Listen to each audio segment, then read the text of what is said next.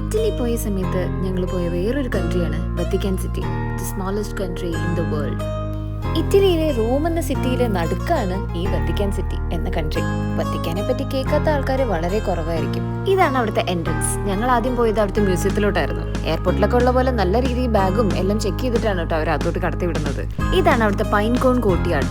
നമുക്ക് അവിടുത്തെ കാര്യങ്ങളൊക്കെ എക്സ്പ്ലെയിൻ ചെയ്ത് തരാനായിട്ട് ഒരു ഗൈഡിനെയും അവർ തന്നെ അസൈൻ ചെയ്യും. മ്യൂസിയത്തിനകത്ത് കയറി കഴിഞ്ഞാൽ പിന്നെ full ancient Roman and Greek statues, അതുപോലെ സീലിംഗ് പെയിന്റിങ്സ്, പിന്നെ പണ്ടത്തെ മാപ്പുകൾ, മൈക്കൽ ആഞ്ചലോയുടെ masterpiece paintings, golden sculptures, mosaic, religious art, നല്ല ആർട്ടിസ്റ്റിക് ആയിട്ടുള്ള marble floors, hallways, spiral staircases, അങ്ങനത്തെ കുറേ കാര്യങ്ങളാണ് ഈ മ്യൂസിയത്തിനകത്ത് നമുക്ക് കാണാൻ പറ്റുന്നത്. സ്കൾപ്ചേഴ്സിൽ അവർ മനുഷ്യരെയും ദൈവങ്ങളെയും മാത്രമല്ല കേട്ടോ, ആനിമൽസിനെയും ബേർഡ്സിനെയും എല്ലാം ഇൻക്ലൂഡ് ചെയ്തിട്ടുണ്ട്. ഇത് പണ്ടത്തെ ഒരു ബാത്ടബാണ് കേട്ടോ. എവിടെ നോക്കിയാലും ആർട്ട് മാത്രമാണ്. മുകളിലത്തെ സീലിംഗ് പെയിന്റിങ്സ് നോക്കി നോക്കി നമുക്ക് കഴുത്ത് വരെ വേനെടുത്തിരുന്നു, അത്രയും ഉണ്ട്.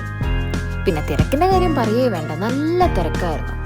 അകത്ത് കയറിയിട്ട് വഴി എങ്ങാനും തെറ്റിപ്പോയാൽ പിന്നെ ഭയങ്കര പാടാണ് നമുക്ക് കണ്ടുപിടിക്കാനും തിരിച്ചൊരു സ്ഥലത്ത് എത്താനും ഒക്കെ. ഇവിടുത്തെ പെയിന്റിങ്സിന്റെ വേറൊരു പ്രത്യേകത എന്താണെന്ന് വെച്ചാൽ എല്ലാം 3D പോലെയാണ് ചെയ്തിരിക്കുന്നത്.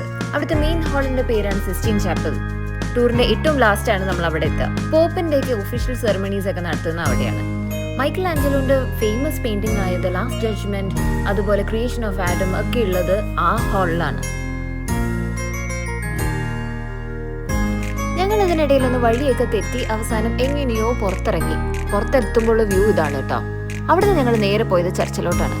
അവിടെ നോക്കുമ്പോൾ അതിനും വലിയ ക്യൂ. ഈ ക്യൂ എല്ലാം ചർച്ചിലോട്ട് കയറാനുള്ള ആൾക്കാരാണ് കേട്ടോ. അതിന് മുന്നേയും ചെക്കിങ്ങും എല്ലാം കഴിഞ്ഞിട്ടാണ് നമ്മൾ അകത്തോട്ട് കടത്തി വിടുക. ക്യൂ കണ്ടപ്പോഴത്തേക്കും അകത്തോട്ട് കയറണോ വേണ്ടയോ എന്നുള്ളൊരു കൺഫ്യൂഷൻ നന്നായിട്ടുണ്ടായിരുന്നു. കാരണം പെട്ടെന്നൊന്നും ഈ ക്യൂ തീരില്ല എന്നുള്ള കാര്യം മനസ്സിലായി. അപ്പൊ തന്നെ വൈകിട്ടായി തുടങ്ങി. പിന്നെ എന്തായാലും ഇതുവരെ വന്നതല്ലേ, അപ്പൊ പിന്നെ ക്യൂ നിന്നിട്ടാണെങ്കിലും അകത്തൊക്കെ കയറി കണ്ടിട്ട് വരാമെന്ന് വിചാരിച്ചു. അങ്ങനെ ഞങ്ങൾ അകത്ത് കയറി. ഇതാണ് സെന്റ് പീറ്റേഴ്സ് ബസിലിക്കയുടെ അകത്ത് കയറിയാലുള്ള വ്യൂ.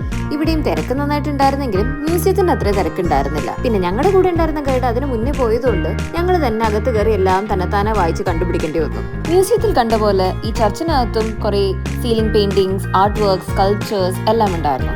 ഒരു കാര്യം പറയാൻ വിട്ടുപോയി. ഇതാണ് കേട്ടോ വേൾഡിലെ ഏറ്റവും ലാർജസ്റ്റ് ചർച്ച്. പിന്നെ ഈ ചർച്ചിന് വേറൊരു പ്രത്യേകതയും കൂടെ ഉണ്ട്. പണ്ട് മരിച്ച പോപ്പുകളുടെ ഒക്കെ ബോഡീസ് ഇവിടെ പ്രിസർവ് ചെയ്ത് വെച്ചിട്ടുണ്ട്. അത് നമ്മളെ പോലത്തെ പബ്ലിക്കിന് കാണാനും പറ്റും. ഇതാണ് അവിടുത്തെ സ്വിസ് ഗാർഡിന്റെ യൂണിഫോം. ശരിക്കുള്ള സോൾജേഴ്സ് ആണ് കേട്ടോ അവര്. അങ്ങനെ ഞങ്ങൾ സെന്റ് പീറ്റേഴ്സ് സ്ക്വയറിലേക്ക് തിരിച്ചിറങ്ങി. ഈ ചർച്ചിന്റെ ഡോം ഡിസൈൻ ചെയ്തിരിക്കുന്നത് മൈക്കൽ ആഞ്ചലോ ആണ് കേട്ടോ. ഞങ്ങൾ പോയതൊരു നവംബർ സമയമായോണ്ട് ക്രിസ്മസിനും ന്യൂ ഇയറിനും വേണ്ടിയിട്ടുള്ള ഒരുക്കങ്ങൾ നടക്കുമായിരുന്നു ഇവിടെ. അതിന്റെ പണികളാണ് ഈ കാണുന്നത്. അങ്ങനെ എല്ലാം കണ്ടിറങ്ങി വന്നപ്പോഴത്തേക്കും വൈകിട്ടായി. പിന്നെ ഞങ്ങൾ ചർച്ചിന്റെ ഫ്രണ്ടിൽ നിന്ന് കുറച്ച് ഫോട്ടോസും എടുത്ത് ഒരു ഹോട്ട് ചോക്ലേറ്റ് മുടിച്ച് അവിടെ നിന്ന് നേരെ റൂമിലോട്ട് പോയി.